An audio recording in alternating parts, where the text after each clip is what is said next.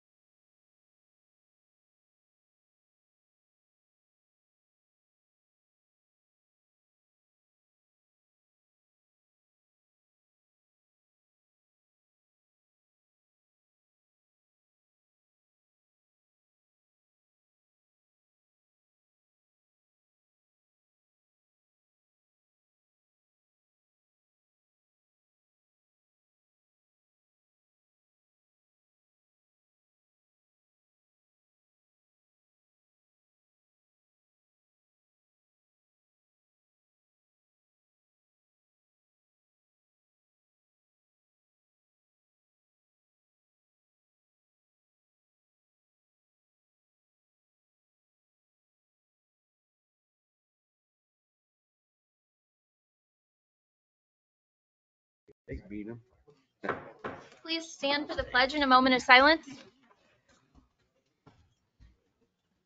I pledge Allegiance to the flag of the United States of America and to the republic for which it stands, one nation, under God, indivisible, with liberty and justice for all.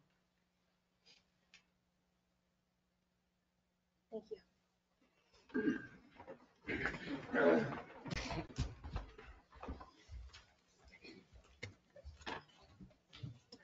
Item number 1 on the agenda is requests or comments from the public. In addition to that, if you have any items on the consent agenda that you would like removed for further discussion, please name that as well as any specific questions that you might have regarding that. Good evening, Mayor and council members. My name is Fritz Wirtz, and I own a company called Peanuts Fireworks. I left my card up there. If you guys have any questions over the next month before making a decision, I would love to have you guys give me a call. But I would like to request Edwardsville to change their selling dates from July 1st through the 4th to what Kansas allows, state law allows, the 27th through the 4th. Shawnee is opening up their city this next year with fireworks, and it's going to be the 27th through the 5th. KCK is the 29th through the 4th, and I would like to see us get it a little bit ahead of start because we're going to lose some revenue from Shawnee. So if we could get an extra few days added on, even if I don't have a problem, I know my competition down the street, I talked to him about it, and because of his health, he really doesn't want to move to anymore, but it shouldn't affect me and my business. They're at 9812 College Drive. I've been there for last 4 years, at least, maybe 5. We've not had any problems. I've talked to Fire Marshal about it. He has no problems. I personally don't have a problem if you guys wanted to do a split license type thing of a license of the $500 for 4 days and maybe $800 for 8 days to give it a little bit more. I don't have a problem with that myself, but I would like for you guys to consider something really, next month, because we've got to get our license in. You guys only allow 3, and I want to make sure I get one of those 3 licenses. So if you guys could really consider doing that, that would be great. Same times, 8 to 11 is what we've done in the past, but just move it from the 1st of July to the 27th of June to the 4th of July. And it's still within guidelines of the state fire marshal's office. If you guys have any questions, if you guys have my business card, please give me a call. If not, I'll plan on coming next month and see what your answer is. Thank you. Thank you.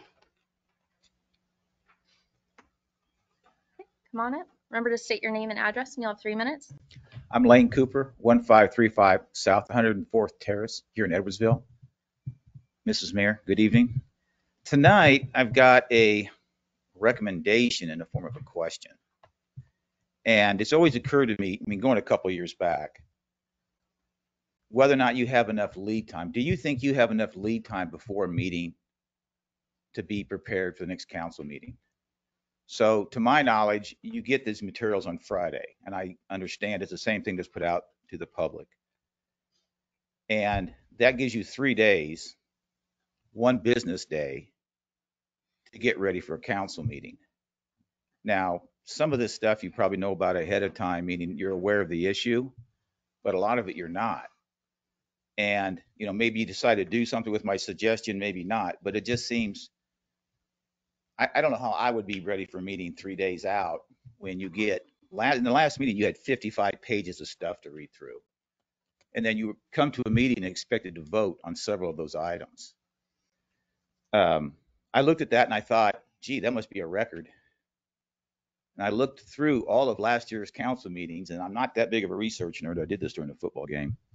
And it takes about 4 keystrokes to pull up each meeting. Last March, you had 151 pages to read. You must be superhumans. In May, you had 84. And the list goes on. In January of last year, you had 93.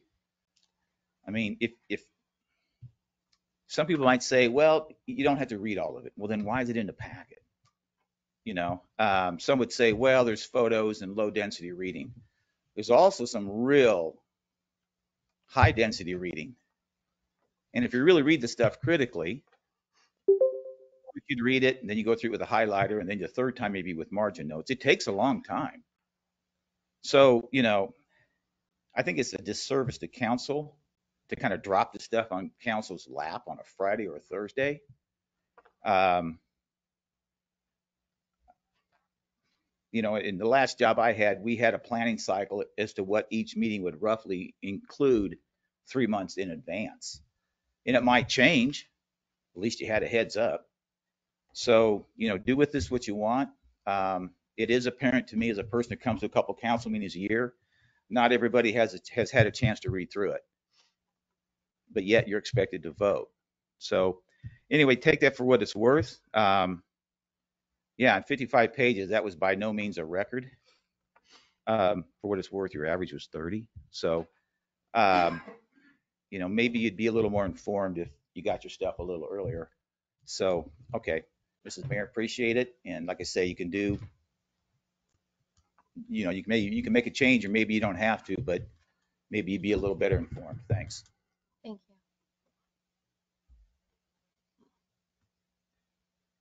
No other comments? We'll move on to item number 2, which is the consent agenda. Before we go into the consent agenda, I just wanted to give an opportunity if any council had questions about specific items, let us know if you'd like something removed along with specific questions you have, so we are sure to have those answered.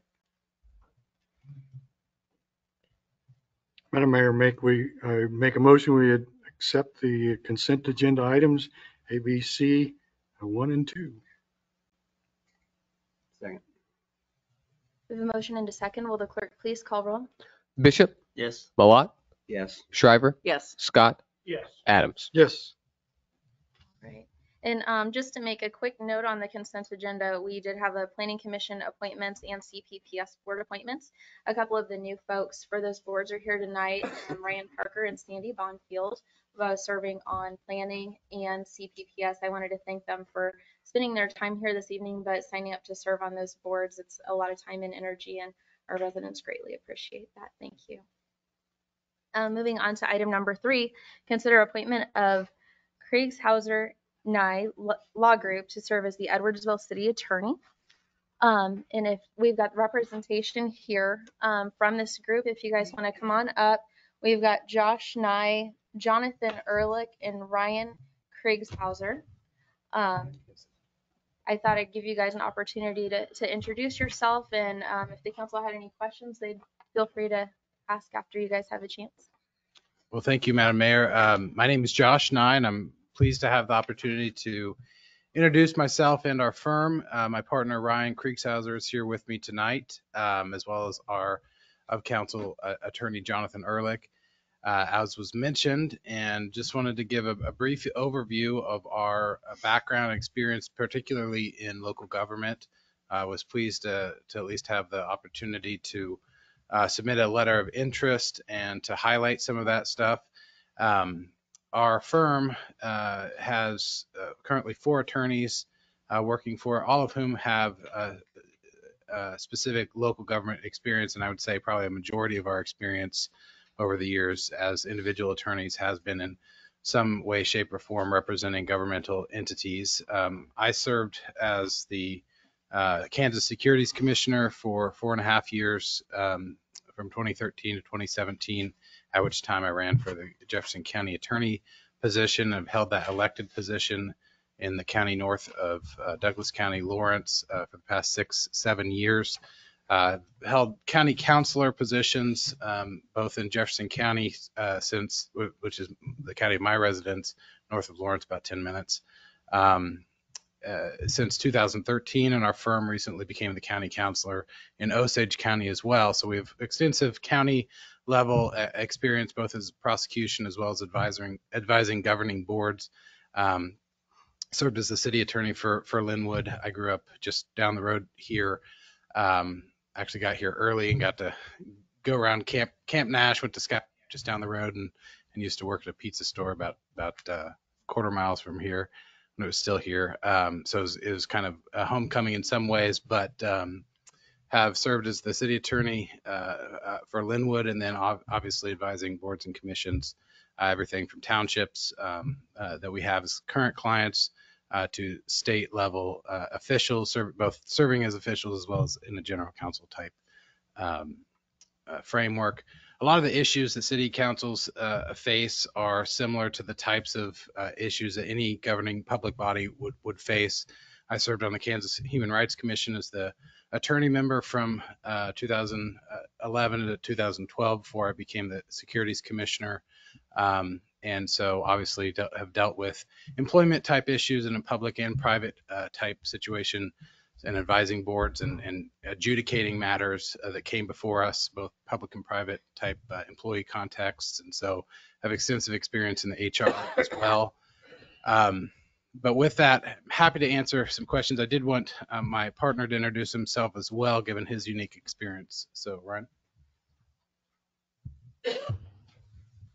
Thank you very much for the opportunity to be here. We're very happy to be submitting at least a proposal, and we welcome your questions. So I'm going to try not to take very long because I want to talk about what you want to talk about and answer the questions that you have. Just going into my background, I started out in private practice. Before moving to state government, I was general counsel for the Office of the Kansas Secretary of State for a number of years, and then went over to general counsel of the Securities Commission, where I met then Commissioner Nye. And then I've also worked obviously with Jefferson County, both on the prosecution side and as county councilor, as well as Osage County and the boards and townships that we represent. I think my particular experience, especially with the Secretary of State's office, I've done a lot with election law and open government. One of the things that the Secretary of State's office constantly dealt with were, core requests, open government requests.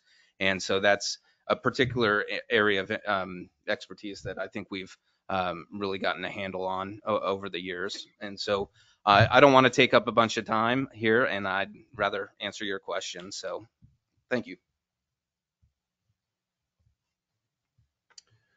So with that, happy to talk about more specific areas of expertise as it crossed over into our private practice. We've been members of County Councilor, Kansas Association of Counties, League of Kansas Municipalities, work with a lot of those types of groups, as well as the subgroups of elected officials like Kansas County and District Attorneys Association. We currently are representing the statewide County Clerks Association, all 105 counties. And so local government has really become a bread and butter of our practice. Council have any questions for the? Just as a matter of full disclosure, I've known your partner family a long time. I went to church with his family and his parents, Dennis and Barb, and have attended a lot of same political meetings and so forth, and have a great respect. And also my wife, when she ran for state representative, was in contact with Ryan's wife at the Kansas Chamber of Commerce. So I know that the Kriegshauser family has the highest ethical standards and morals, and I'm assuming you do as well, since you're partners in the same firm.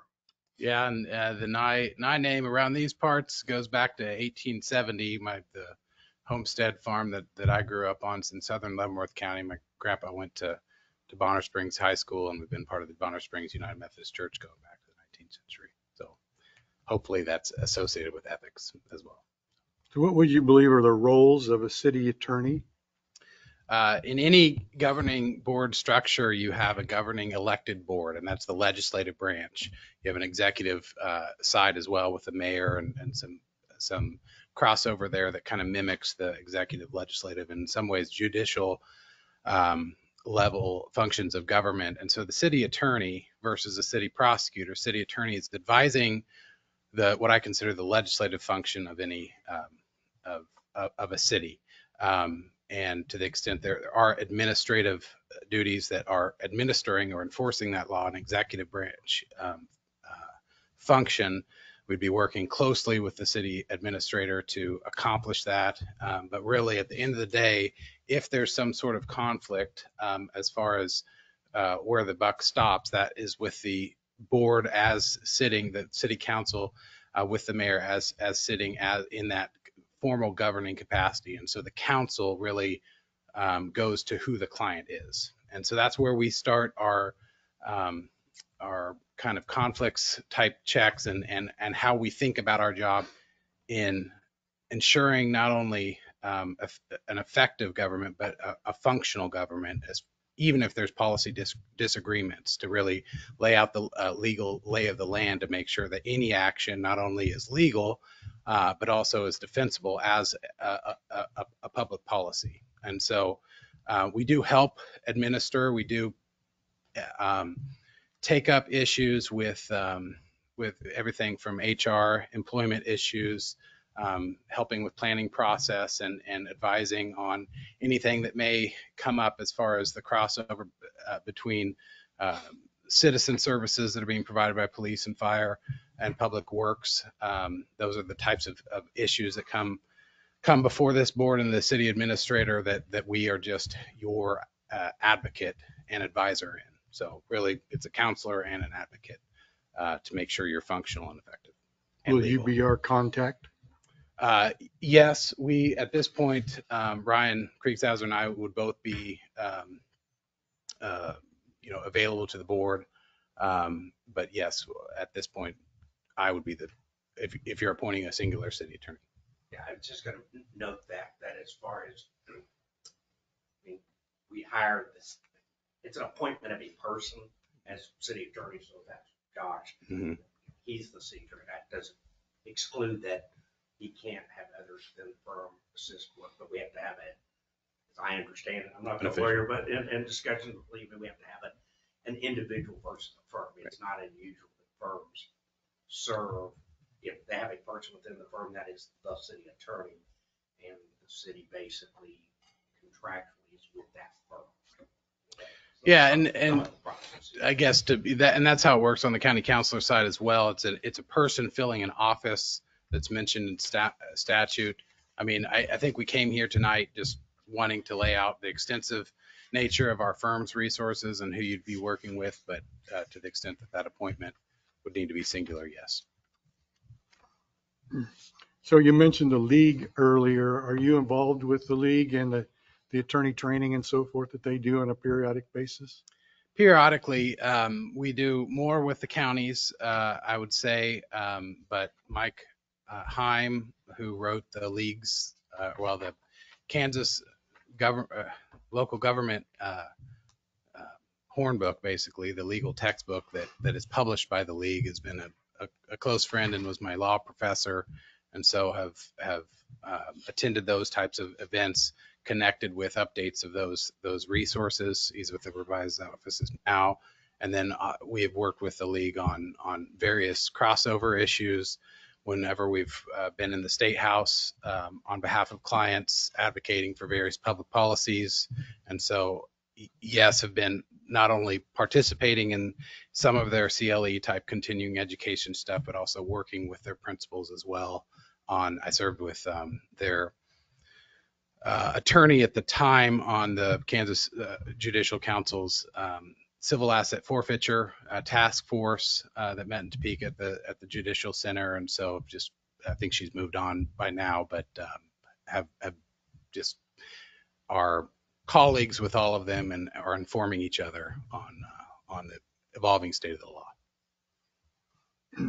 This was kind of caught some of us off guard.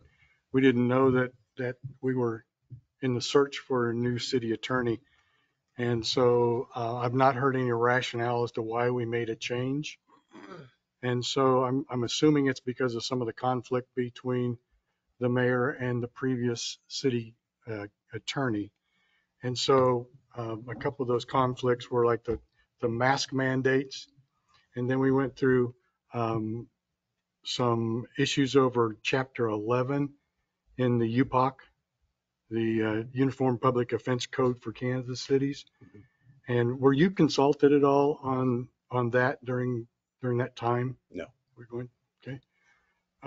Are you aware of the changes that were made to that Chapter 11 here in the city? I am not privy to specific issues as far as what was happening in Edwardsville or more the general. I just know that those two things, as you mentioned them, were one of the, forest level type reasons we were contacted.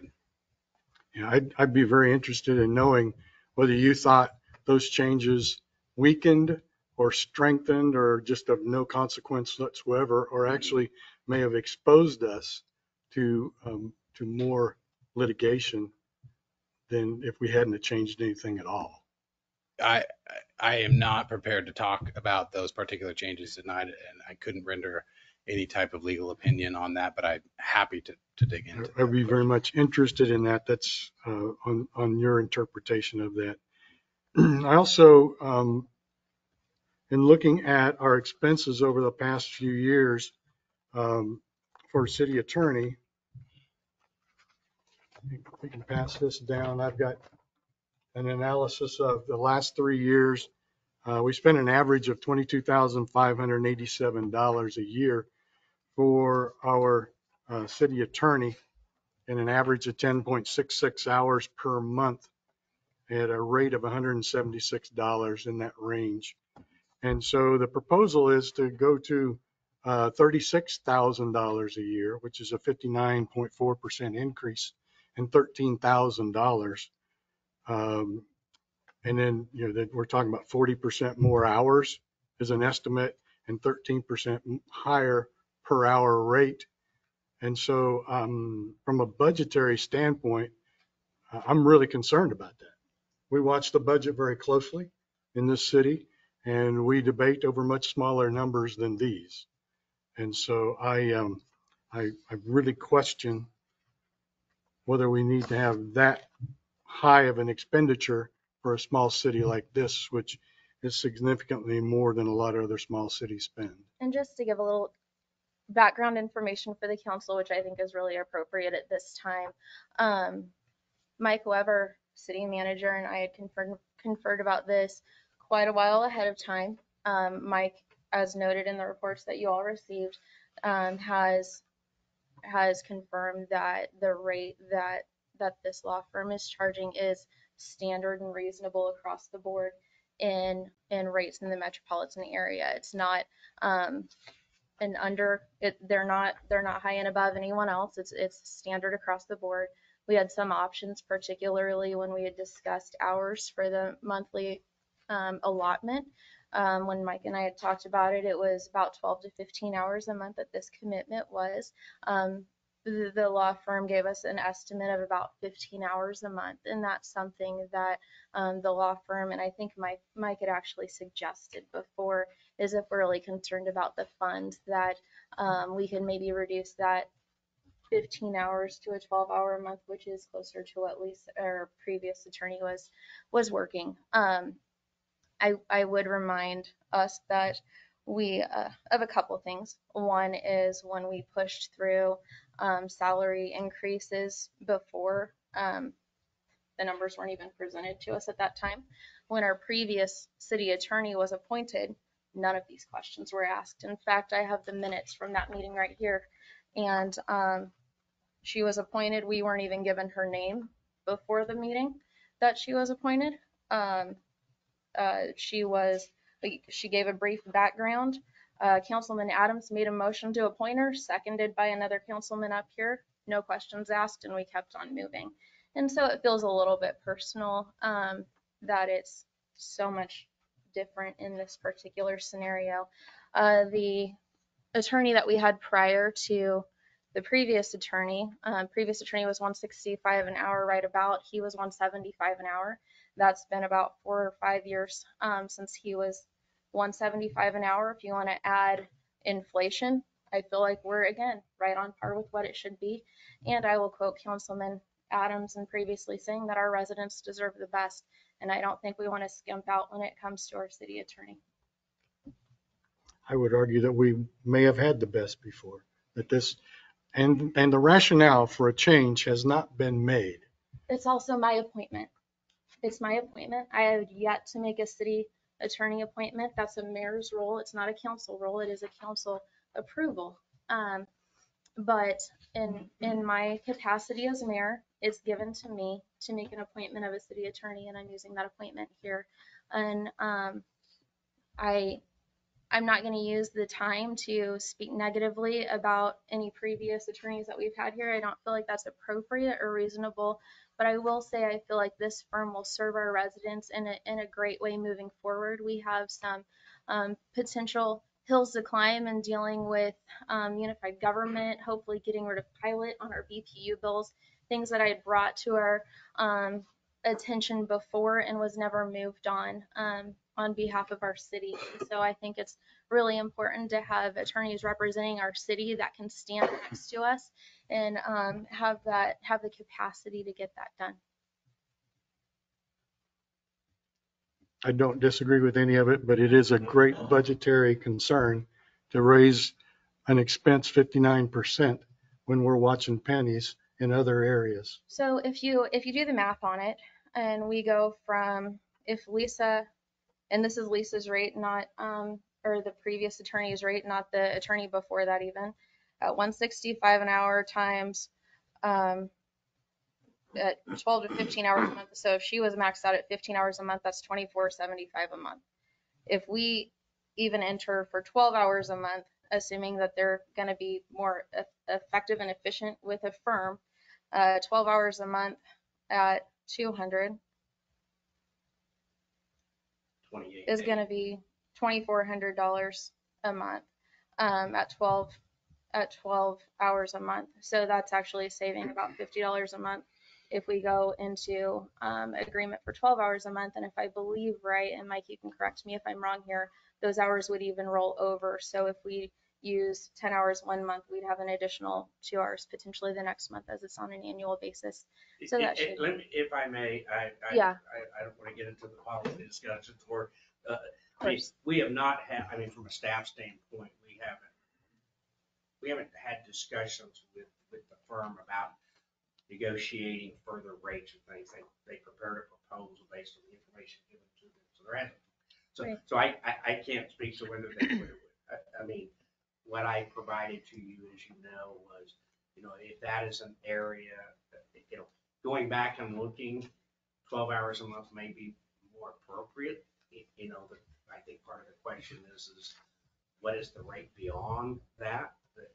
Again, we haven't had any discussion, so I can't speak for them because we haven't had any discussion. I mean, I think those are reasonable questions to ask, as in place. But as far as but right, and I would agree. I would say that what I presented to you, there are some potential options in there that keep us there. I think I provided you information about rates, overall. Again, I would say as you look into the urbanized areas with firms, you tend to see rates that are at this level or above. As you tend to look at sole proprietors, you tend to see rates that are probably closer to what we've seen in the past. Again, I'm not saying one is better than the other. I just say that seems to be the commonality. Certainly, as we look across the state, I mean, we did a quick poll to say, we have a listserv for city manager. What are you paying? What are you doing? I think rate per hour is, from an hourly rate, is not unreasonable. Again, if you're hiring a sole proprietor, I would say one thing. If you're hiring a firm, I would probably say the other. So it's a little bit of that. So I don't know if the rates, do we need 15 hours a month, 12 hours a month, 30 hours a month, or is there some other way to structure it? I think that probably worth some discussions. Yeah. And is that Generally something speaking, typically that, 12 has been sufficient, but we've Okay. had months where, we've done 13 or 14 and we've done 7 or 8. As I understand the proposal is it's a cumulative annual hours. So if, as you said, if you use 10 hours one month and 20 hours the next month, you don't go, oh, well, you went over the 5-hour max and getting charged. It's 100, as they proposed it under that scenario, 180 hours a month. What we budgeted effectively was around that 140 hours a month. Year. That range. I mean, it is a Yeah. budget, as you know, but that's kind of where we budget. Obviously, we made assumptions when we adopted the budget, as we do every year, as to rates and times, and so. right? And generally, I feel like as a council, we have trusted our city manager to negotiate these and make these decisions. We've hired directors, and we don't come up and publicly just discuss their salaries. We've let Mike do that and trusted that position for him. Again, when our last city attorney came before us, the rate was never even questioned. It was trusted that our city manager would take care of that, and I think Mike will do a good job with that. I think I'd like to make a comment that, you stated that we could maybe possibly reduce to 12 hours a month versus the 15. That's somewhat normal. But just reading the information that's in front of us, it says it's a minimum of $36,000 a year. So that's 15 hours, a month. So, I mean, I would like to see instead of something, a minimum of 36,000, just that hourly base rate, whatever that's agreed on, per hour, not necessarily a minimum, like a retainer fee. It just as we need you guys for however many hours it ends up per week. I mean, just like your per month, just like what you were saying. It could be 12 hours this month and maybe 15 or 16 next month, but hopefully it averages out. I would have to, that is the proposal that they submitted. It's not an absolute. Okay. So just to give some history, our prior attorneys, at least since I've been here, I think had 3, have all generally been sole proprietor, small firm. They build on an hourly rate. Those bills always come to me, right, to review. We do try to manage it.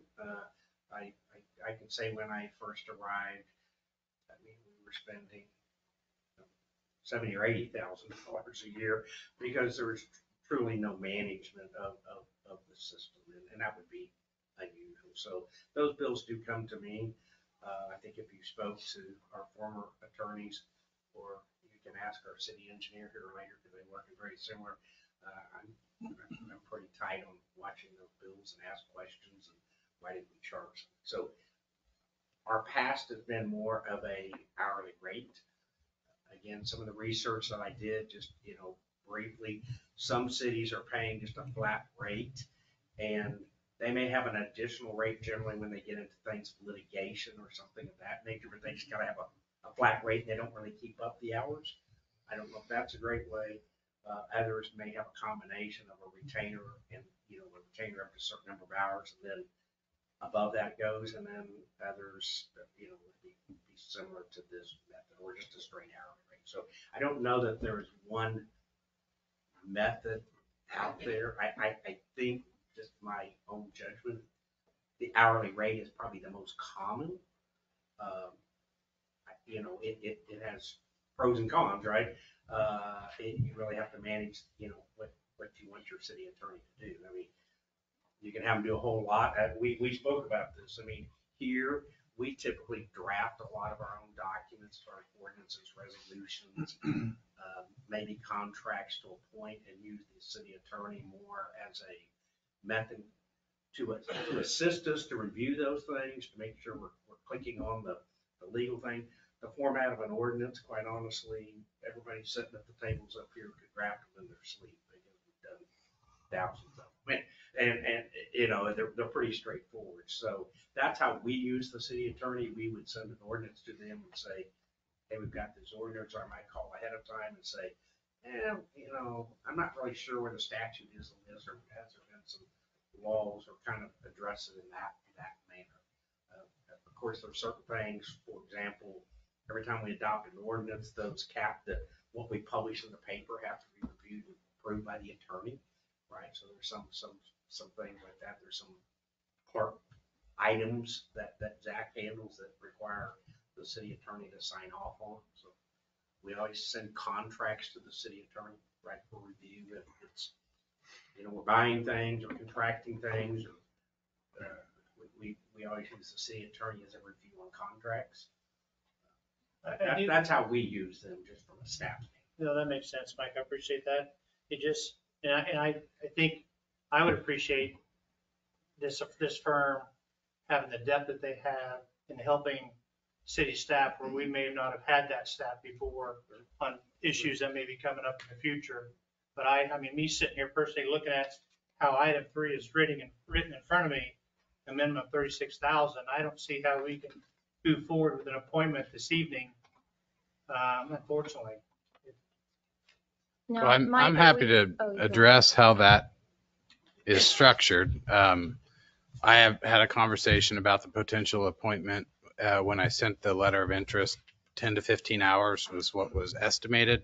With all of our local government clients, we structure it, and many institutional business organizations as well. This is what's called a fractional counsel agreement, where in exchange for a severely discounted rate, our normal hourly rate is $375, our top rate for partners, but in order to discount that down to a rate that you all can budget for and ensure that you have the amount of attorney hours each month and cumulative over the year, then there's in exchange, there's a guarantee of a certain amount. And so if that amount is 12 hours, 144 hours a year instead of 180 hours, then we're just taking that $200 an hour times the 144, which would be 28,800 instead of 36. And so if you'll tell us what level you'd like to set kind of the lock in the discounted rate, so that if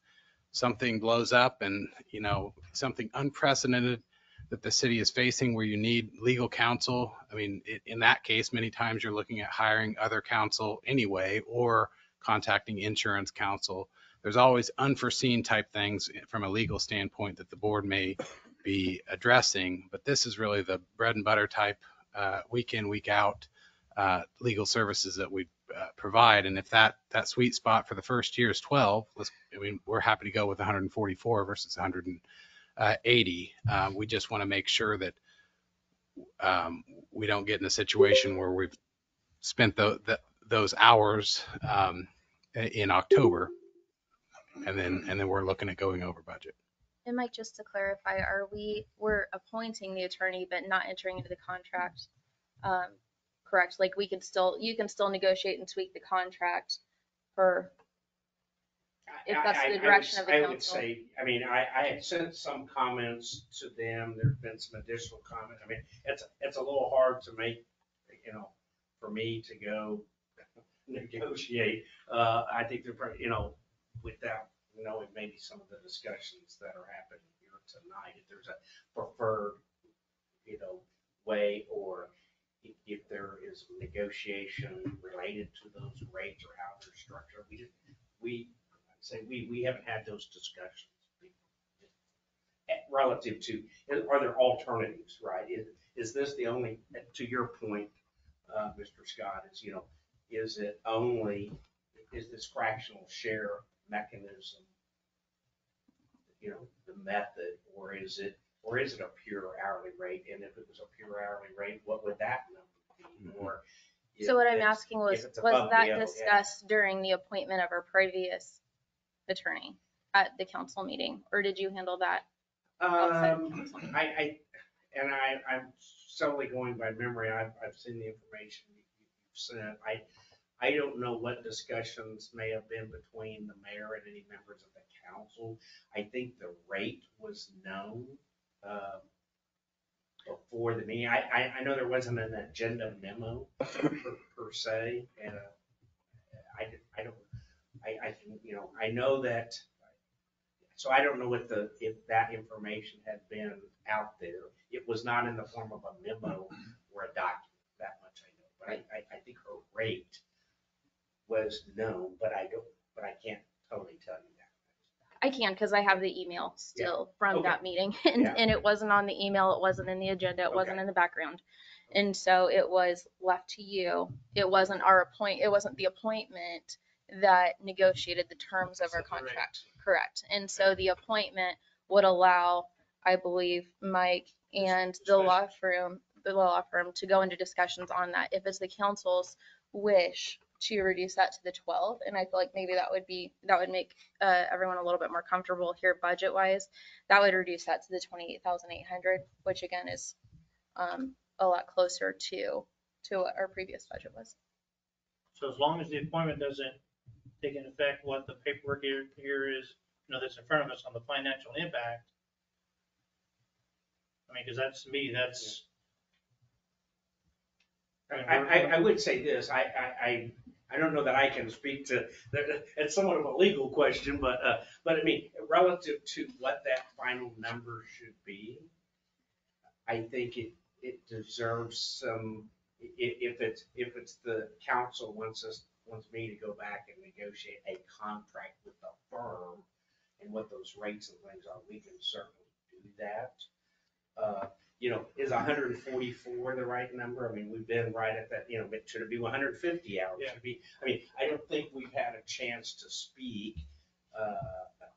They may have suggestions of hours or work or things like that could alter that, right? I mean, I think that 150 to 180 hours is probably not out of realm of what we would use the attorney for.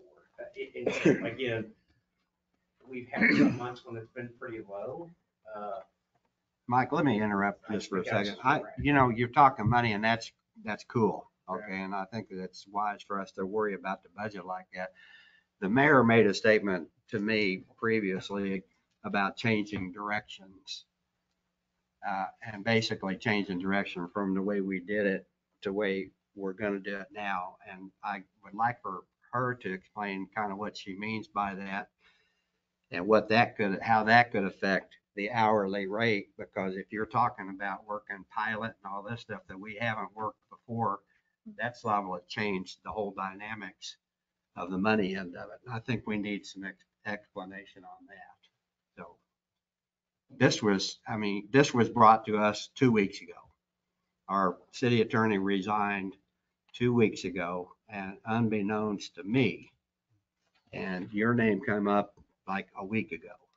So that's not a lot of time, to chew on that proposal when you're used to working one way and all of a sudden it's going to get changed. Matter of fact, one of the citizens said that just a little while ago about how things can happen soon and you got to act on it all of a sudden. So I think we do some explanations and some. Sure. I'd be happy to. I'll be happy to talk about that a little bit more. Again, I would like to reiterate that this is not a job interview as much as it's a mayor's appointment, and it's my role to make an appointment, and I feel like it's might get turned into a little bit of something different. And so during my time on mayor, I haven't had the opportunity to appoint a city attorney. In doing that, I take every appointment seriously. We've got folks here from the CPPS board, from the planning commission that have been appointed. I take every appointment seriously because these folks are representing our city, representing our residents, and I feel like we have a lot of things to do in the future. One thing that Mr. Nye that I just briefly mentioned when we were talking before was pilot, which is a tax that Kansas City, Kansas puts on our utility bills. One thing that Mike and I had discussed about a year ago now was changing our franchise policy with the utility companies. This is something that would be easily done by a city attorney within the monthly hours. It shouldn't be, and you could speak to that if franchise agreement would be far and above within that 12-hour mark. But that's something that was brought to the table about a year ago, not just about a year ago, and never picked up and gone with. That's just one example of things that we're wanting to get done and moving forward for our residents and for our city.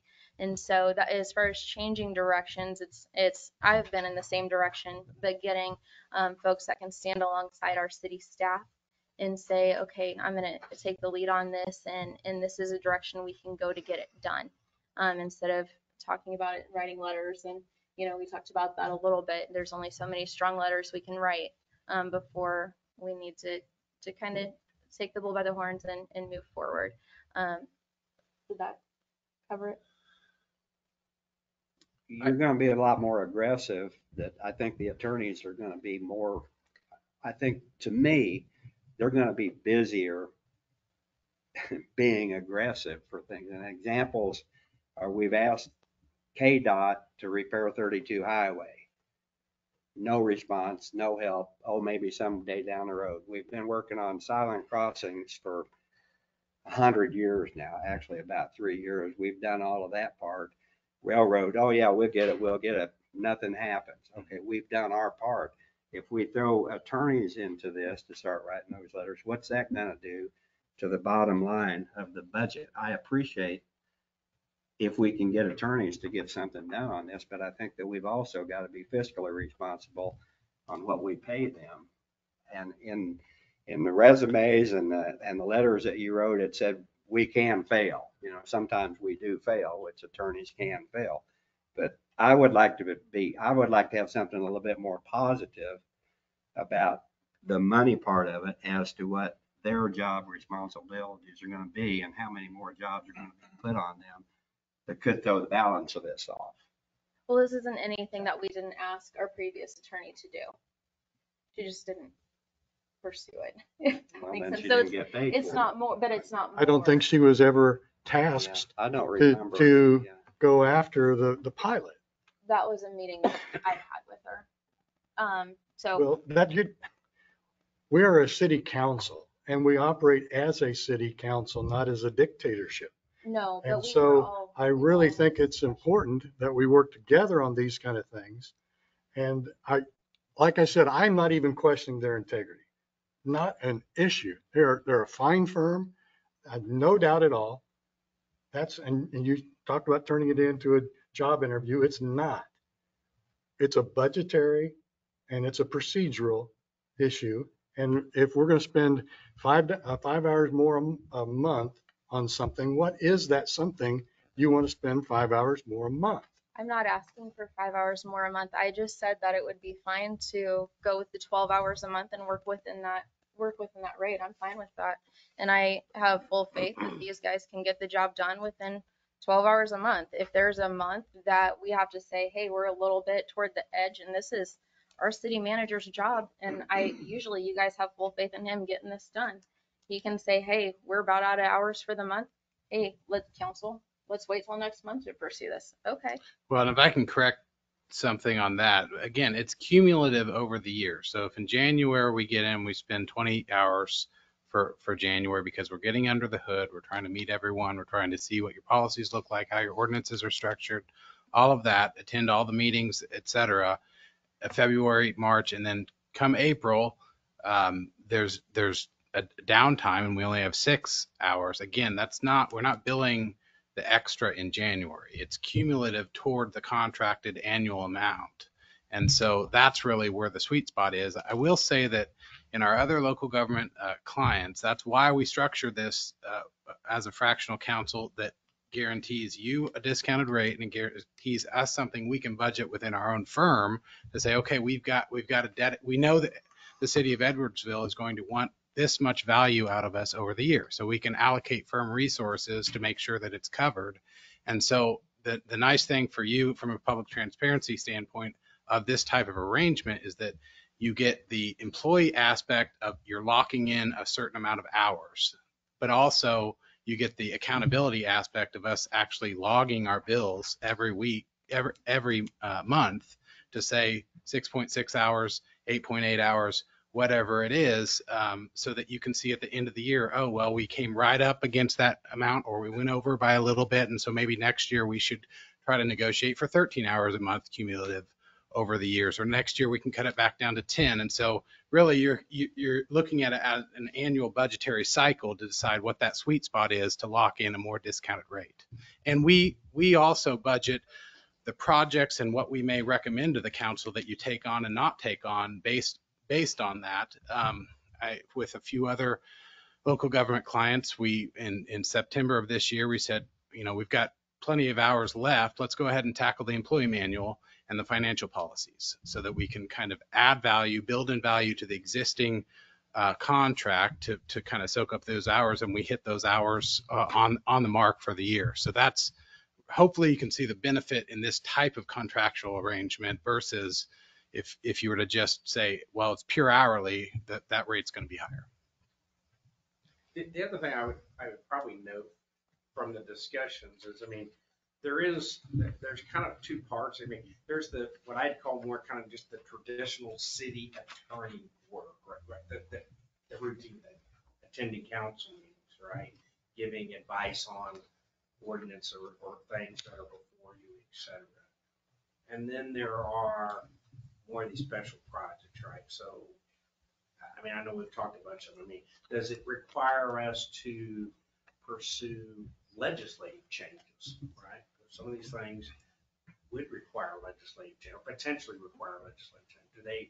Do they require us to spend more time at other governmental entities? And I think we can manage around those types of that. And I think that's exactly what being said is, right.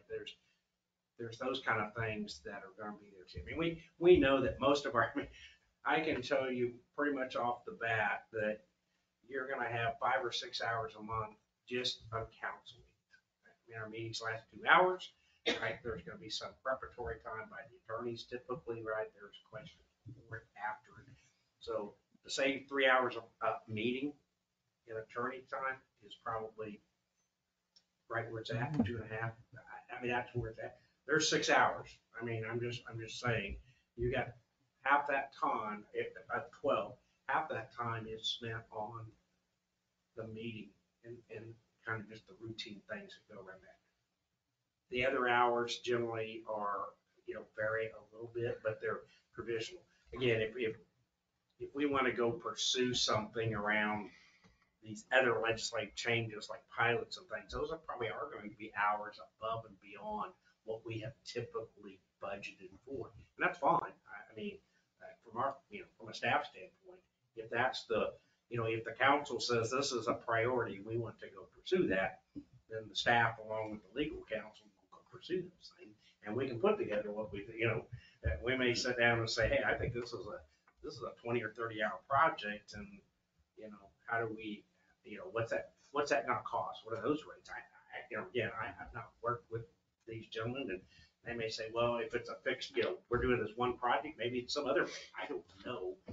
Again, I think I would say to some of the questions, you've got the appointment of the attorney and you have the kind of contractual pieces. Do those need to happen concurrently? That's probably the preferred, but is it absolute? I don't know that it is.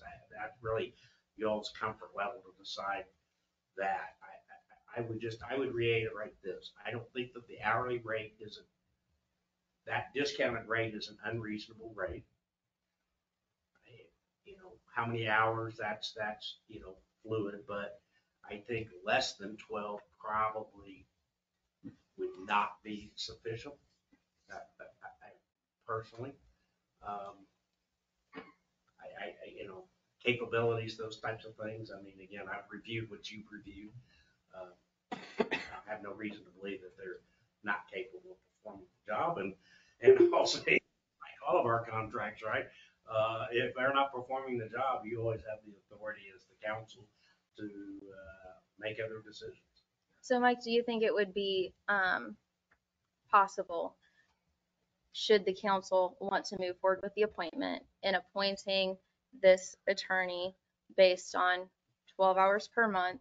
Try it for the first year. If we need to make adjustments within that, or even, and you guys can let us know if we need to make adjustments 6 months in, just to give us an idea of how this is going, if that would be appropriate, and then we can get moving forward.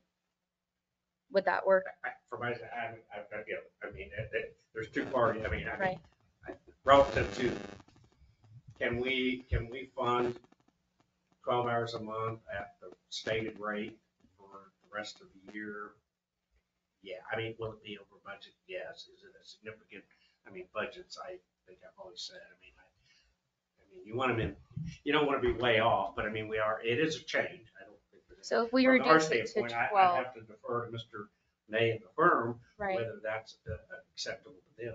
It looks like budget wise, we had 23,000. Is that what you put in for the budget? 2023, yeah. 23,000. Yeah. And so if we did 12 hours a month, starting in February, and so for 12 months, that would be 28,800. This would be starting in February, so minus a couple thousand there, we'd be within $5,000 of our budget, right? So negligible amount. I mean, we voted up here on $20,000 for goats to go eat grass in the park. So I mean, thankfully most of us voted against that, but We don't offer those services. no goat services. But I just thought that might be something the They council do a would, great job. I just feel like that's something the council might be more comfortable with is moving ahead with the appointment if we can base it for the first year on 12 hours a month. And then Mr. Nye had mentioned that we can adjust if needed at that 12 months. It'll give us a really good idea of where we need to be. But that one's looking at moving from a $23,000 to $28,800. And I would say with the same hourly rate, if we have a special project that exceeds that. Because there may be times where we have a special project. I just think from a budgetary standpoint, if you guys would be agreeable to that, I'd be happy to make the motion at the present time to move forward with the appointment. Well, I guess what I would say is that we offer the discounted rate in exchange for a guaranteed amount. And so if it's a rate that is indefinite, so to speak, then I think that would be outside of what we would normally contract.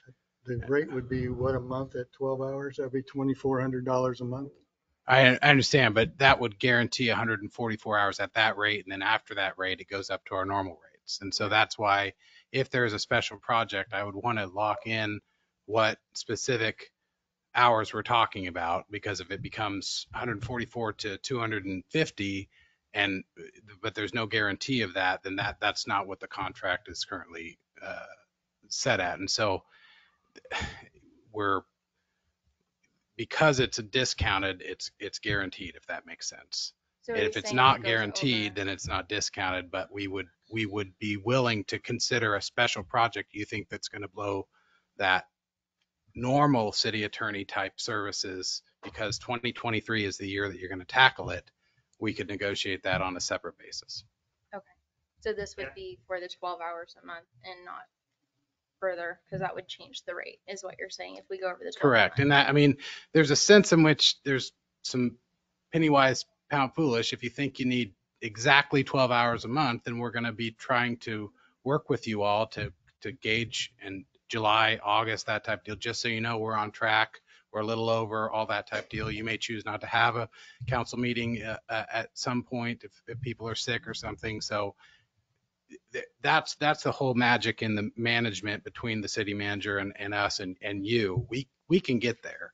It's just if we know we're going to have a special project or something like that, I wouldn't want to commit to, we're going to do that rate, even though it's going to be 250 hours, if that makes sense. So I think the contract, as I read it, basically has under that fee clause, it has talks about the rate can be renewed, modified by separate written agreement. I mean, I think there's opportunity within the agreement that if there's something of that nature that we as a city can go to them and say, I mean, it's not changing, it's a contractual piece. right? Hey, we've got this special project. We think it's gonna take this. They agree, da, da, da, da. How much would you charge us for this? And no one's locked in. Yeah. No one's locked in. If in 3 months you decide we're not worth our weight and you cut loose, that's what the contract says. And the same thing as far as, we really can't justify that many hours at that discounted rate if it's not guaranteed. Then we're just trying to balance this. But again, the nice thing about fractional counsel is you get it's like an employee in that you're budgeting something like a salary, but we have to prove to you every hour that we worked for you and what we did on a 1/10 of an hour basis.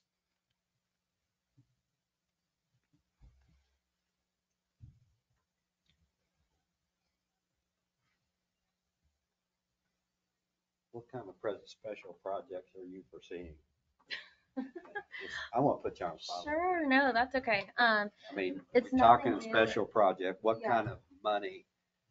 Say, I don't know, what's an example of a special project? Well, I mentioned earlier, and this is more bread and butter type stuff that we've come in, gotten under the hood of our new local government client, and they don't have a Coracoma policy, which you most likely have all of these things, or financial policies, or employee handbooks, those types of things that we just want to update. Is there an annual review of the employee policies and handbook and compliance with that is protecting you from a liability standpoint going forward, and just kind of the ongoing compliance that we work with the city administrator on to make sure we're there. And then you've got your kind of back burner projects that you haven't quite got to, that sounds like you've got at least 3 that you've listed tonight, that sure, if those are the 2023 priorities, we get in under the hood and we go after it. And I would say that in my experience, if you're spending half of that monthly hours on meetings, 6 hours a month, especially for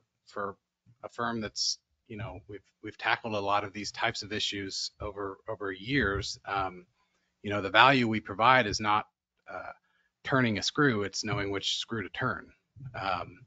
And so I think that we can provide some competence to at least bring you the value within the contracted rate. I would say here's an example that's not been, right. So we're currently in negotiations on our wastewater, we have a wholesale wastewater agreement, right? And we spent a lot of hours in the negotiations of that agreement 5 years ago. It's now in renewal. There's some changes to that. Most of them are minor, but it's going to take it's going to take out legal hours that we need from staff to look at certain things from the legal side of it, because I can guarantee you the unified government is using their legal staff to review it from their standpoint. I mean, I know that. Why? Because they were there present. Some of the hours we had because our city attorney was there, right? That's not something we would do every year, right? But I don't know if that's a special project, but those are the kind of things under that city attorney umbrella that will happen outside of meetings and general action. But it may or may not, that may well be within that. But we could get to a point where we're at a point where we disagree fully, and now we're into, I don't want to say necessarily litigation, but may have to take it to a different level in a situation like that. I don't expect that, but I've been doing this for a fair amount of time to think things that weren't going to go there, and things you thought were going to go straight there didn't go there. So it's hard to predict those kind of things. What I think I can say from the staff standpoint, you're going to know that, right? We're going to either have executive session with our city attorney to discuss those kind of issues. You're going to hear from me, as we always have discussions, right? To say, hey, this thing's coming up. There's cost to this. This isn't, we don't budget litigation. And again, I think as Mr. Mason, some of our litigation would never hit the city attorney.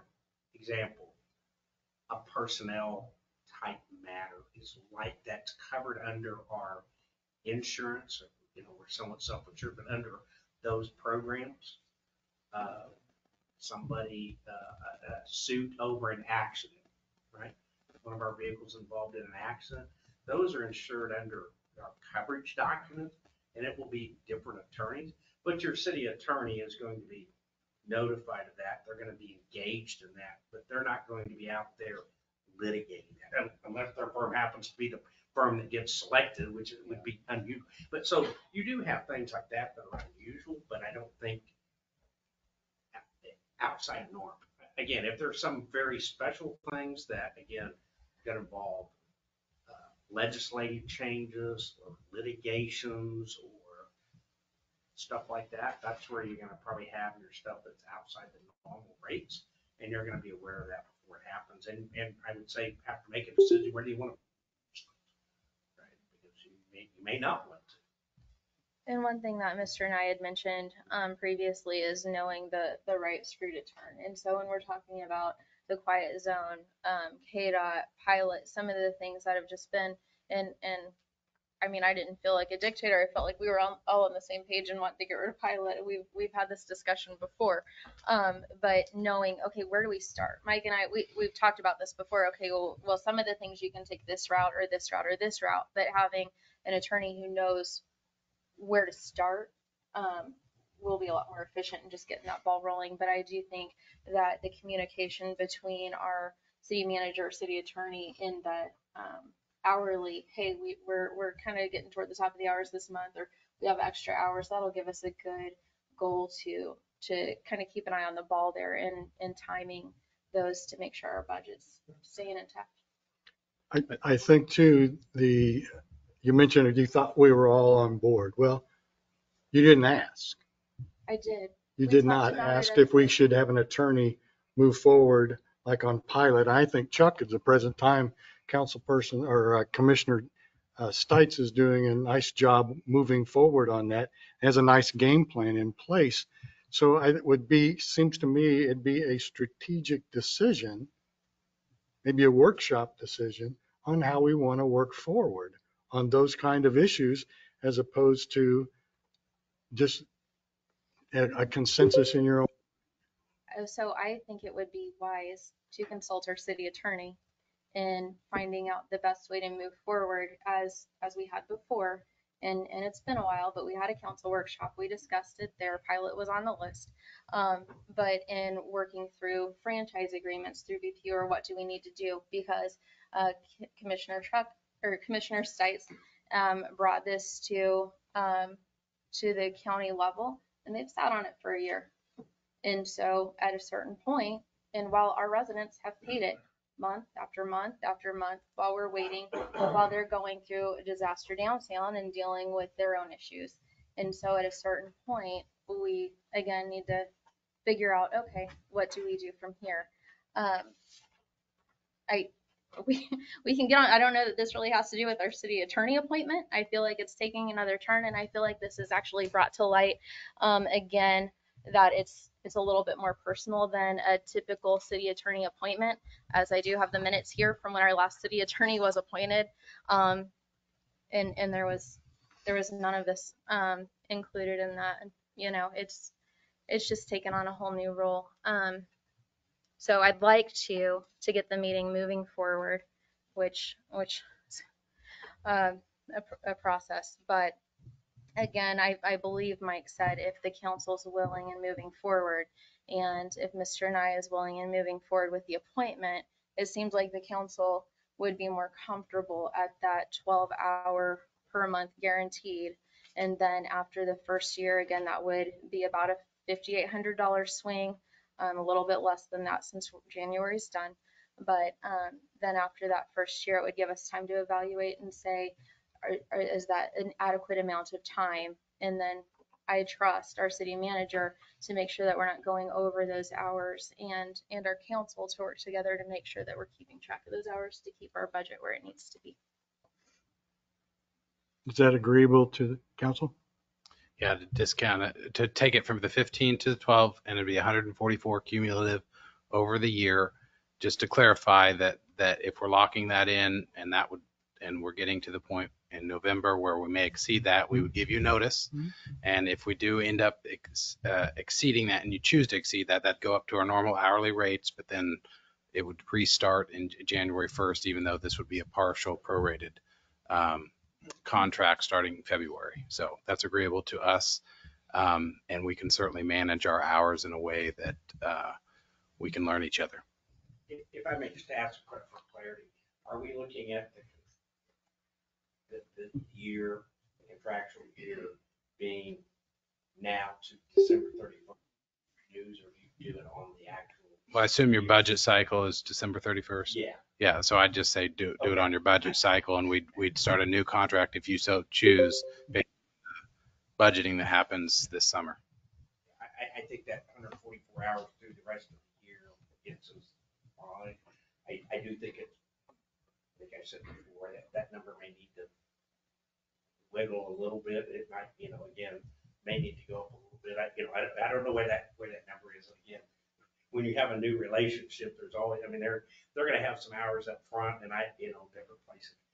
They got to get to know us. We got to get to know them from a staff standpoint. So I'm sure there'll be, so to speak, a little bit of inefficiencies at first, because and if you go back and look at our previous city attorneys and you look at our billings in the first 6 months versus the last 6 months, I think you could see there's a little bit more at the front end, and as things kind of get in the system, they tend to go down. So if the 144 hours is through the remainder of this calendar year, obviously we would rebudget for the 2024 year. I think that is a reasonable number of hours for us for attorneys in this year.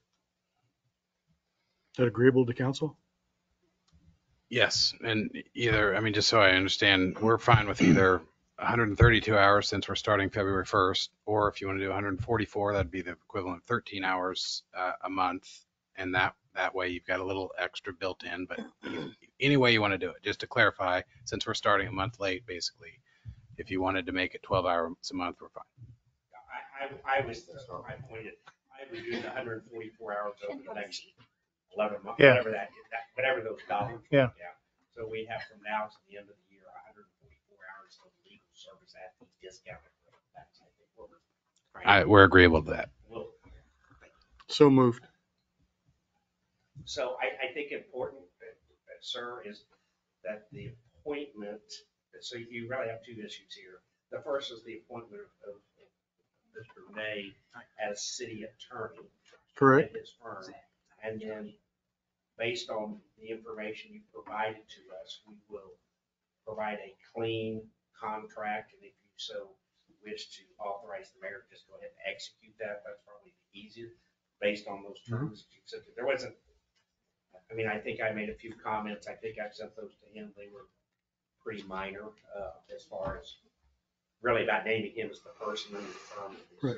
If you're okay with that, then we're naming him as the city attorney, and you're authorizing the mayor to enter into the contract.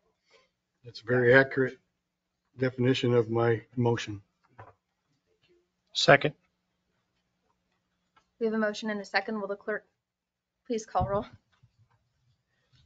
Bishop, Yes. Malott, Yes. Shriver, Yes. Scott, Yes. Adams. Yes. Thank you. Thank you guys for coming tonight. Thank you, We gentlemen. appreciate your time.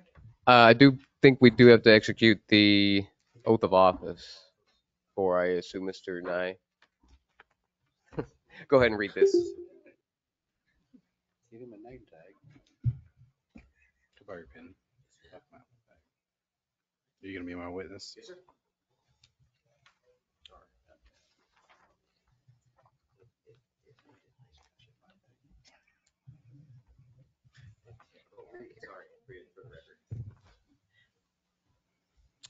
I, Joshua Nye, do solemnly affirm or swear that I will support the Constitution of the United States and the Constitution of the State of Kansas, and faithfully discharge the duties of city attorney for the city of Edwardsville, Kansas. So help me God. Thank you. Ryan? Please. There you go. We might need. If you're giving us 3 hours. Yeah, sure. We've been kind of like holding our breath for about 2 You weeks. said you start in February, right? Take a seat. name tag before the next meeting. All right, moving on to item number 4, consider authorizing the city manager to enter into contract with Westland Construction for construction of the KVIP lift station in Forest Main. Mayor, if you don't mind, I'll do this from here. I think we have our city engineers here as well. This is the lift station down in the Call Valley Industrial Park. We often refer to the Mike Kincaid or the Kincaid project that's currently ongoing. We did put out our portion of the work for bid, which our portion is basically the connection, a small connection from the gravity to the lift station, and then from the lift station, the force main to connect to our existing force main. The lift station itself is constructed by Smith and Lovelace. So we had all the bidders basically had the same fixed price. So the physical lift station was approximately $101,000. So that's the thing. And they have to build everything else to make it work. As you can see, we had 5 bidders. The low bidder was Westland Construction in the amount of $311,365. This will be funded through our sewer fund, and a portion of that is, or it is rebated through the TIF over time, over a period of time.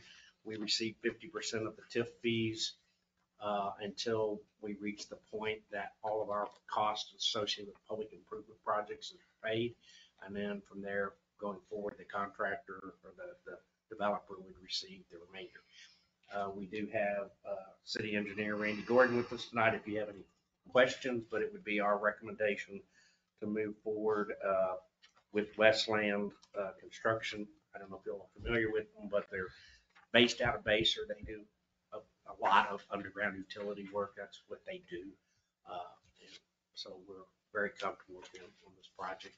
It is slightly over, it is over the engineer's estimate, but like a lot of things right now, the pricing of materials and timing is really driving this a little bit. So I don't know that we're surprised, but it's still significantly less than the high bid, which I think was for $435,000. So significantly less than that. So we feel comfortable with this project at that price. Have we used them before, Mike?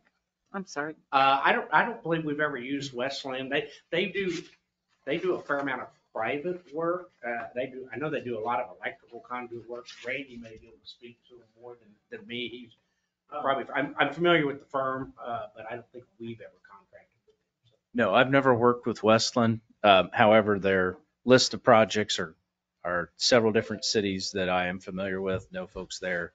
I certainly have not heard bad things, and quite often that gets around far better than doing a great job in the industry. So yeah, the lift station pricing was 10% higher than we originally got from them.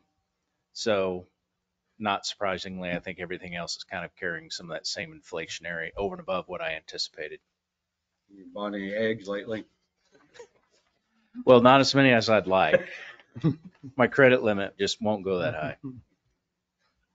Is there anything in the contract stating about completion time? And if there's a delay in that, is there any penalties back to the contractor? Yes. Yeah.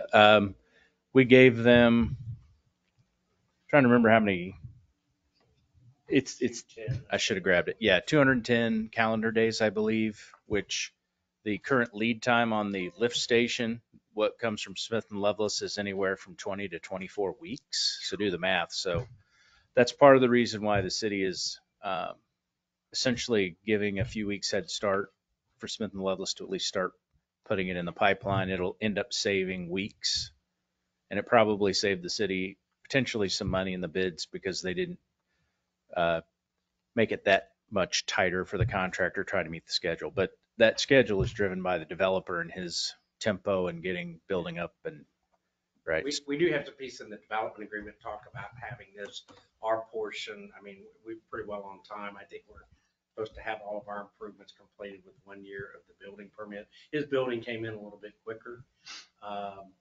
We've talked about alternatives. If worst case scenario, the lift station, the wet well could serve as temporary like holding and that have to get pumped on some basis.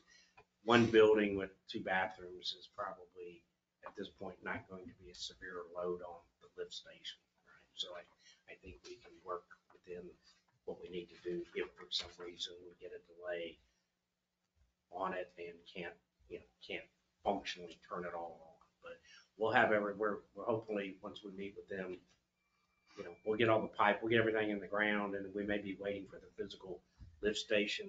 It's a what they call a package unit, so they literally set it down on top of a big manhole, they call it a wet well, and it just sits down and then you hook the pieces up. So I think we'll be okay with that. This is expandable in the future if we need it?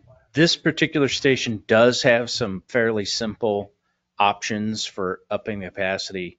Basically, there's it's called an impeller, right? It's propeller. It's the fan blade. If you want to look at the motor, we're using the smaller size.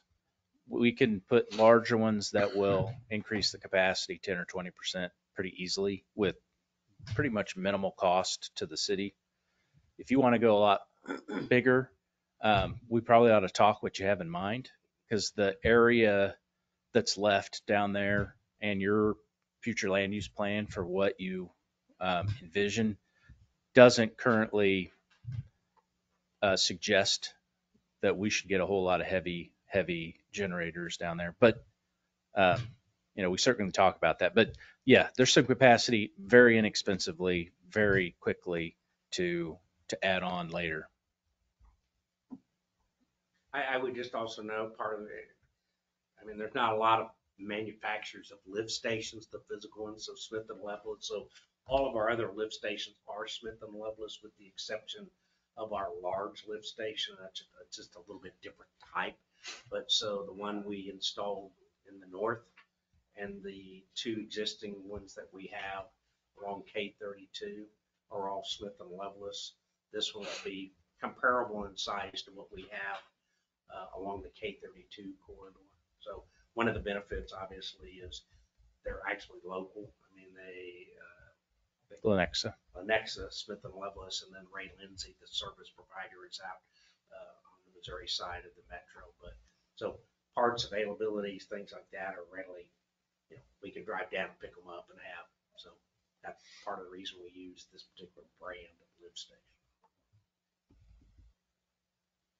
I make a motion, authorize city manager to enter into the contract with Westland Construction for construction of the KVIP lift station of Forest Main. Second. We have a motion and a second. Will the clerk please call roll? Bishop, Yes. Malat, Yes. Shriver, Yes. Scott, Yes. Adams. Yes. All right, moving on to item number 5, consider selection of Fogel Anderson as construction manager for city facilities project.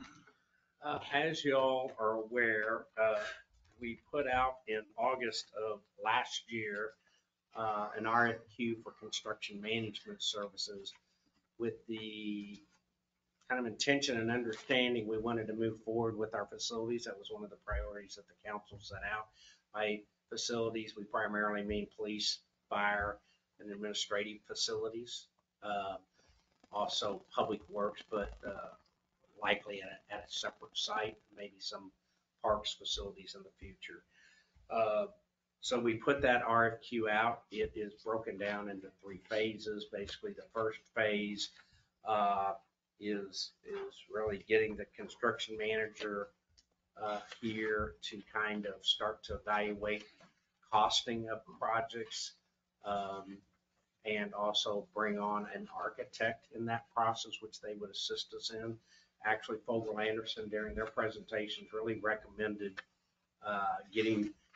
moving those the other way. So go ahead and get the architect on board, and then they would be able to get better understanding of pricing. So we put that RFQ out.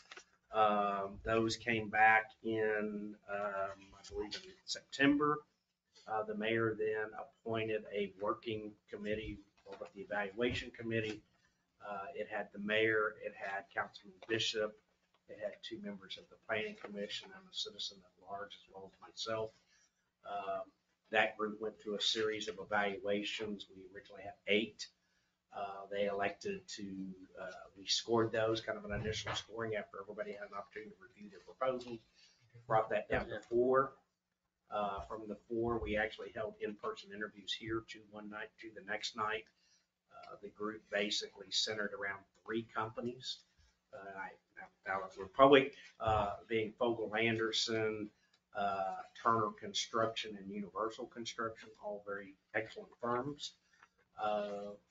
From there, I would say there wasn't necessarily a specific consensus at that point. There were certainly leanings here, and so staff, including both of the chiefs and myself and Deputy Fire Chief, we went to a couple of different locations. So the police chief and I went to a location that was a city police facility that was done by Fogel Anderson. The fire chiefs and I went to a facility done by Turner Construction. Universal has done some work in the area, and they've done some public work, mainly schools, but they weren't as readily accessible, but did talk to some counties that they've worked in and some other entities. So they all came back with very positive responses. I think at the end of the day, and the mayor can speak to this, Mr. Bishop, that I think the feeling of the group was that Fogel Anderson just probably met with us better. They're not as big as like Turner. I mean, Turner is an international firm, 1,000 employees. They probably have done more public work in this region than anybody, if you just looked at that. Universal, being truly local, being a Wyandotte County firm, again, think they could have done a good job, but that I think that Fogel Anderson kind of gave us both of that. So a big enough firm, but still had a really kind of a small team approach. And I think the comfort level at the end of that was to recommend Fogel Anderson. They certainly capable of doing the work. And so the recommendation is to retain them as our construction manager. They did give a pricing a little bit higher because they weren't sure what we wanted them to do relative to the architectural piece. And once they understood that probably a lot of that RFQ will be done by staff as far as preparing it. They weren't sure if we were just turning it over to them and letting them do it all, but there's no reason to do that. So we actually have an RFQ kind of already set up that we can use, so that will help. It'll take a little more time just because of the steps, but otherwise, I think we are prepared to move this forward. And again, would recommend Fogel Anderson as the construction manager for the city. I will say that we're really retaining them for steps 1 and 2, and the amount for the 3rd step, which is actually constructing something, will be determined, if and when we get to that, not knowing specifically how that's going to look. There'll be a lot more of that in place. So again, Mayor Cahar was part of that committee. Councilman Bishop was part of that committee. They may wish to add to my presentation. Well, I got one thing. You explained it very well, but one thing that's persuaded me and other people on the board was that they had a full picture of what we were kind of wanting to do. And like I said, bringing the architect on early is a great idea. But they were also concerned not what we're just building, but how it's going to impact the city as a whole. So they were, I think they had their thought process was a little bit more what we were looking for as a small committee versus, over a park. But that's one thing that really made me appreciate them better, is because they had a better vision. I think that's what I'm saying for us. Yes. In the long run. So are you looking at facility, city hall, police, fire, EMS? Is this what we're looking at for this?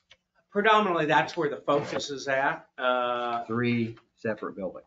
Not necessarily. That's the part we haven't made a decision. Or what that's the focus of this thing. But there'll be some discussions around things like the public works, right?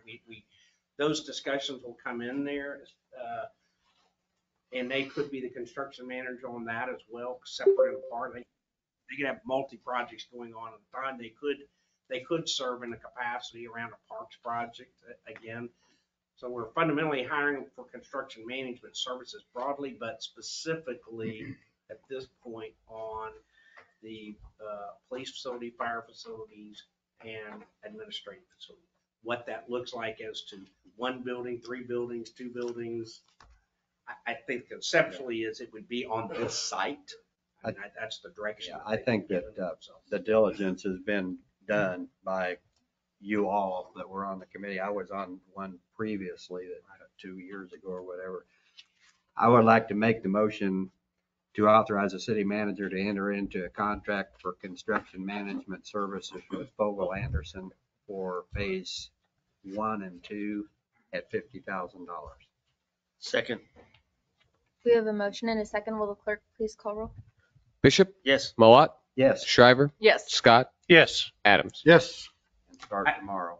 I might Got a just shovel add, and in I'm the truck. sorry I didn't see him, but Roger Sumner's president, I'm not sure the exact titles, of Vogel Anderson was here in the audience with us. they're all good. Sorry. Very good. One thing that I remember when they came in that stuck out in my mind and kind of resonated with the group is they said, you have one chance to do this. This will make all the difference in our city. It's a new vision and it's kind of recasting and rebranding our city. And it seemed like that really was a priority to them and they understood how important that was to us. It's not just another building, but it's redeveloping the heart of our Well, city. we've been trying to do that for quite a while. We've done 4th Street. We've done silent crossings. We're trying to purchase some property. We're trying to clean up the entrance. And I think it's absolutely imperative that we get on this immediately. Yeah, and I'm glad too, just want to comment that, Mike, you said something that really hit home for me is that both the chiefs and staff were involved with this and had input. Because that was important for me on my side, is to make sure our 2 chiefs had an input. And Vogel Anderson, I've had the pleasure of working with the Rubarchek brothers in the past, and I apologize in advance for you. Great guys and great people, and they'll work their butts off for us and do a great job. Very good. Moving on, item number 6, I believe, Mike, that we can scratch that for tonight. Yes, we don't have additional information for you this evening, so we're waiting for some information, so we can postpone that. Totally fine. Moving to 7, city manager report. Mike, did you have anything for us tonight? I would just, the only thing I would add, if the gentleman's discussion on the fireworks ordinance, I mean, if that's something you want us to look at, we certainly can. I think our dates were probably established by back, I mean, the statutes have changed on that, about those dates being the 1st to the 4th, and so, to be quite honestly, I haven't looked at those. If you want us to review that, we certainly can come back to you all. We'll talk about it in the morning, but if there's something, if it's strong one way or another, or you just want us to do some research and come back, we can certainly do that. I think having the chief's input, as Councilman Malat said, would be really imperative to that. And then also if you could include, are we talking about just the sale, but not firing off fireworks? And so making that distinction. But yeah, we can look at that. I didn't know if there was I didn't know that I hadn't heard that request before, but we could certainly look at that. Again, I think there's been some statutory changes over time and that has allowed those times to differ. So we'll bring that back. and just to clarify, I don't mean not to be able to fire fireworks, but not necessarily pushing that out to the 5th and into June, but keeping maybe that one the same. We'll look at that issue, the broader issue of said we come back. Did council have any? So Shawnee is allowing that now? Yeah. They authorized retail sales last year starting 2023. This will be the first municipality in Johnson County that will allow the sale of fireworks. Are they allowing discharge? I'm assuming so, because you're allowing sales. Right. I do also know that Kansas City, Kansas's sale window starts in 2020. So the state statute allows for it to start 27. Like I said, he had talked to me about it before the meeting as well. He has been one of the 3 permit holders, sales holders for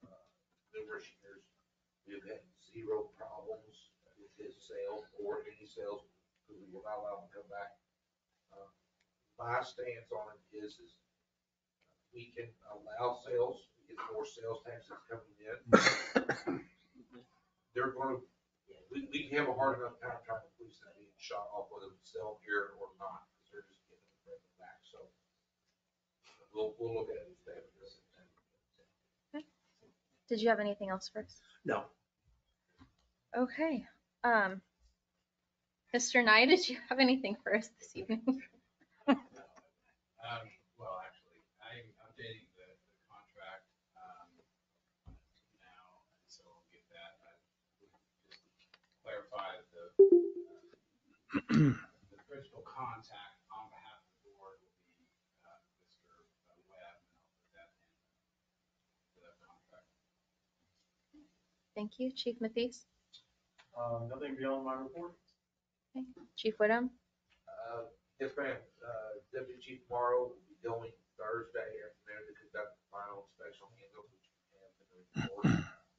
It will actually be back on site here in Edwardsville sometime late Friday afternoon.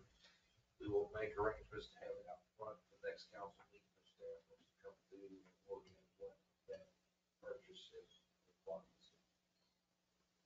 Great. Thank you. CE? Just wait to see what's going to snow. Zach, did you have something for me?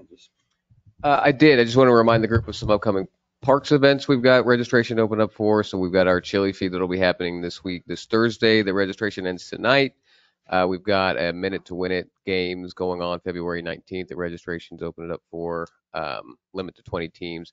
And then outside of Parks and Rec, we have, I do want to remind the group that county appraisal officials will be here February 9th to conduct a property valuation clinic. So that will help folks in Edwardsville kind of get a better sense of what that appraisal process actually is and give them a better idea of the county's role in setting values and that relationship to taxation and kind of the kind of meatier items related to that we don't have a lot of time or focus on during the budget discussion, but definitely items that impact specific and individual property owners. So I do encourage folks to attend that if they're interested in that process. Should have some information on how to appeal property taxes as well. Again, that'll be February 9th at the community center. What time? 6 o'clock, I believe. I'll confirm. There's information about it on our website, and we've been sending it out and blast and all that. Thank you. Okay, council comments. Councilman Adams, did you have anything for us tonight? No further comments? Councilman Scott? Thank you. Glad to see the ambulances are going to be here this month. That's looking forward to seeing that. I know the guys are too, and you as well. And welcome, Mr. Nye, to the team. I'm trying to say, I want to say again, welcome. And I hope this first meeting isn't any reflection on, I hope you don't think bad about, us up here. We work really great as a team, in my opinion, and we work hard to try to budget that budget. And I know as our city staff does. And so I know our mayor took some things personal, but I think for us and for me, it was strictly a budgetary comments and concern from what we had before. And I know that you said, there wasn't one when our other attorney was appointed, but there wasn't a budget implication at that time. When she came on board, there was a reduction. So it was, anyway, according to the budget, there was no conversations needed for that matter. But I'm looking forward to working with you. I know that our mayor has some great ideas and ways to save our community dollars and cents. So you're gonna be working your tail off for us, and I know you will. Thank you. Councilman Bishop? Can we get the dead critters picked up off the road? Johnny Drive. Yes. Okay. Thanks. Well, it's Shawnee up there. It's. It's not a skunk, is it? No, I don't know what it is. I've been going around it for about 3 days. It's roadkill. Hey, I want to thank the people who volunteer and have sit on our other boards. It's very important to volunteer, and we need them boards. We need the input. And You talking about the attorney tonight? No, He's getting paid. Yeah, he's getting paid. He didn't volunteer. but no, that it's important that that happens. And I know a couple of them that have been, and they're doing a good job. So that's all I got. Councilman Shriver? I'm going to add on to what Council Member Bishop said. Sandy Bonfield and Ryan Parker, I'd like to thank them for signing up, getting appointed to the CPPS board and the Planning Commission. I am part of the CPPS board, but I've been on the Parks and Recs for, I don't know, almost 20 years. I don't know. But I do know before the two boards, the cemetery board and the parks board combined, we couldn't find the volunteers, not pointing fingers, but we had several board members that lived in Bonner because we couldn't find volunteers. So it speaks volume to people that are signing up and giving back to their community, because it's not that much time, but it's a way to meet people. It's a way to get involved, maybe move up to higher boards or continue that volunteering. So thank you, Sandy and Ryan. I'd also like to thank Mayor Cahart and all her volunteers for the mobile pantry. I think if I read the numbers right, probably your biggest one. It's getting there. It's right up there. Those volunteers go out. I wasn't able to make it. The weather is 20 some degrees, but they stand out there, they pass out that food, they divide it up. And I think sometimes the fire police come and help. Anybody who goes and volunteers and helps at those events is giving back in the biggest way. So thank you for doing that. You organize those events. Chief Whittam, so where is the old ambulance going to go? Or is that going to still be in use or a backup? We will be using it until we put the new one in service for a train on it, and it'll be outsourced like all our other vehicles, which will probably go through Purple Wave. Gotcha. Clean it off, stuff you need, or? We'll clean out all the bandages and everything else, but it'll go more Purple Wave as these options like other support vehicles. Gotcha. I think that was it. Oh, Mr. Nye, welcome. Welcome to Edwardsville. You mentioned a lot about Bonner, so Edwardsville, and you didn't live here, or you lived out in Bonner, or? No, we're actually in Green Bay, certainly looked to our farm is, and all of this was Well, welcome back to Edwardsville. Right. Yes. That's all I have. Thank you. Councilman Willa? Mike, as promised, I was going to ask you progress on the RHID project, like 45 words or less. Sure. Well, it's still moving forward, so I don't want anybody to worry about that. We'll probably at our next meeting, you remember we made an application for what's called MIH, which is kind of a subset of that. We didn't get selected for that. We did have a meeting with the state office that handles that. They were very positive, which is somewhat a matter of numbers. It's not unusual. And so I expect that we'll make a new application. That's really for that first-time home buyers assistance. Now, one of the things is the next round, it's actually ARPA funded. And so the minimum request went from $450 to $650. So we'll probably be evaluating how that works. I will say, and I think tonight was a good lead a little bit, we may need to look at the RHID, our development agreement with the developer, of whether the maximum amount needs to be adjusted. It doesn't necessarily, it doesn't change the parameters of how it gets used, what it can be used on. But I know that, they were looking at water and sewer and streets and all those things, and they're seeing the prices go up. So we may need to make an adjustment in the development agreement. At the end of the day, you only get refunded if there's value added. So I don't know that we'd make a big change. All the details stay the same. It just might give them a little bit of extra there. But we'll look at it with the MIH as well and see if there's some of that can be picked up over on that other side. But it's still a go project. It's still a go project. Okay. Yeah. We're trying to schedule a meeting this week to go over what we need to do to resubmit the MIH and what we want to submit for those Edwardsville. And that has to come, if you remember, that requires a resolution basically of support by the council. We still will do that as a homebuyers assistance program. But again, the amount may change because the state actually, it's unusual that they raise how much money they're making available. So Okay, thank you for that. Can some of that be used capital-wise and some of it be used? I just see, I see the house garages Right. going on up there, and I'm thinking, man, it should be good to have those other ones coming in there too, because those are pretty impressive buildings up there. I would like to have one of those. But I think our fire and police department made good use of the resources made available to them by the developer as well. So we appreciate his efforts. volunteers in the city of Edwardsville are very hard to come by. I know, I've been around here for a long, long time. Thank the volunteers on all the committees for their time and their services for the city. You are appreciated. Do know that. I was gonna say, maybe since we were talking so long about our budget and all, with the Wyandotte County and UG and all that, maybe we should extend an invitation to Commissioner Stites to come and give us periodic reports.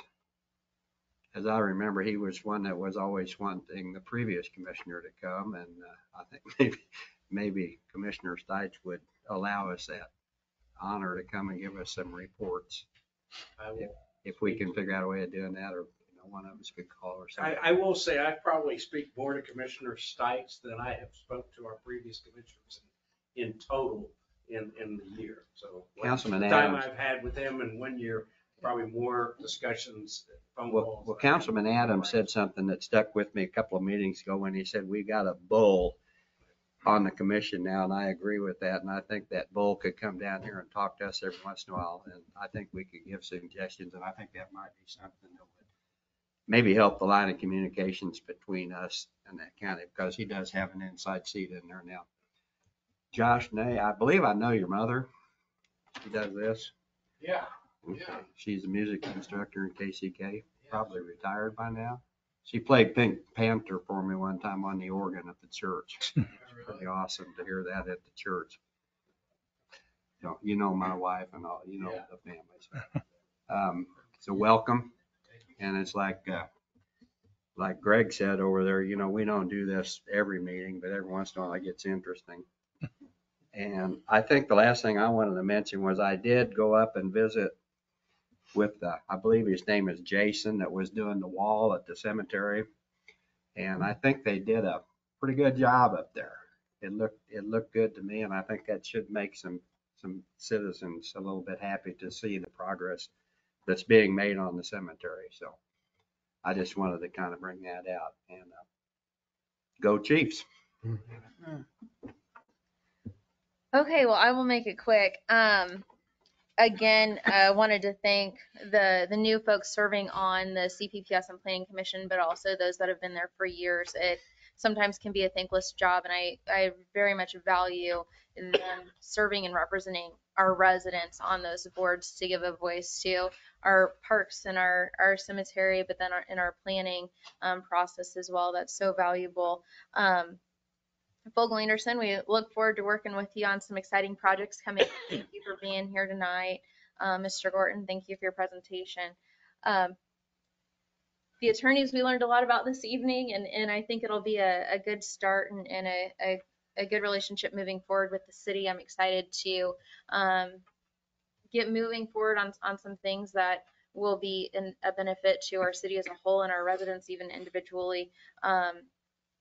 As they check their bank accounts on an ongoing basis. So I'm excited to move forward with that. Thank you so much for being here tonight and spending your time with us. Edwardsville Mobile Pantry, Ms. Shriver mentioned that earlier. She is one of our faithful volunteers. This month, we served 14,098 pounds of food to over 700 people, including stocking up our local pantry, Von Trent, and bringing food to the seniors at the high rise. Couldn't do it without great volunteers, especially in the cold weather. It takes a lot to get out there and do it, and we have a great team of folks that come out and serve our community.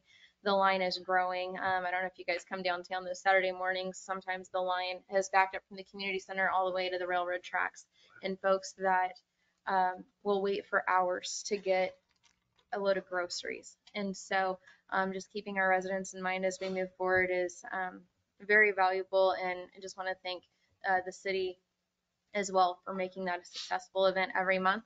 Have a great evening. We'll see you next time. Who's the cookies from?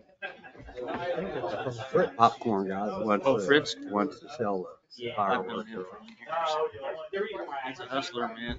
Well, he'd have to be to sell fireworks. They make a lot of money. They make a shitload. I know they do. That's why. The word "a lot" doesn't cover how much money they make.